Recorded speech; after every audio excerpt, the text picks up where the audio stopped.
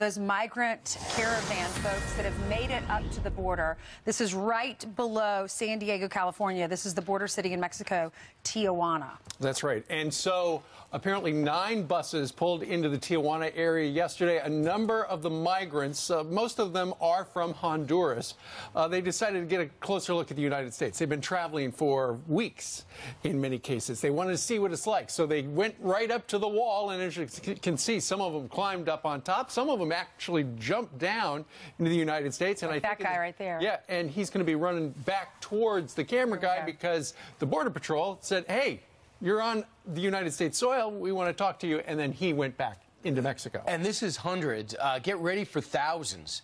They say that when all the caravans catch up to each other, and there's at least 3, there'll be 11,500 coming. And if they all choose San Diego, which I believe they are, because Mexico seems to be making it easier now, they show up with these multi-level buses, and they're pushing them right to the border. For those people who said, what's the big deal? They're thousands of miles away. They're here. And they might be fine people. We don't know.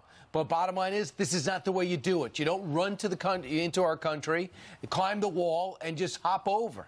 Yeah, well, there's a Catholic-run soup kitchen down there in Tijuana, apparently, that's offering all of them food.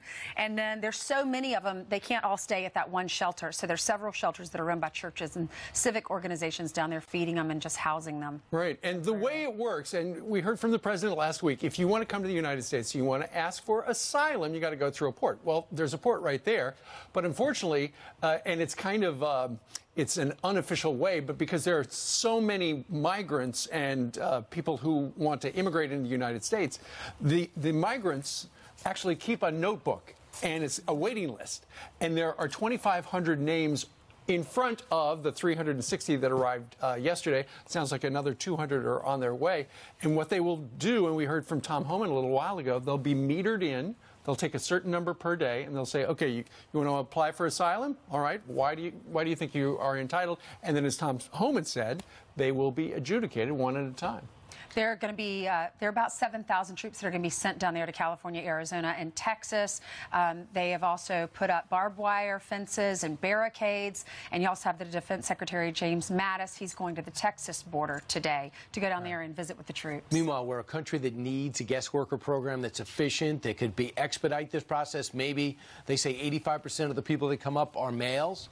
And if there are men that can work and there are jobs that are available, if we could get together in Congress and come up with a system, this could begin to work for everybody. But right now, nobody's working because nobody wants to compromise. Okay, reportedly, according to a number of news items out today, the President of the United States is frustrated at the lack of getting things done on our southern border, and supposedly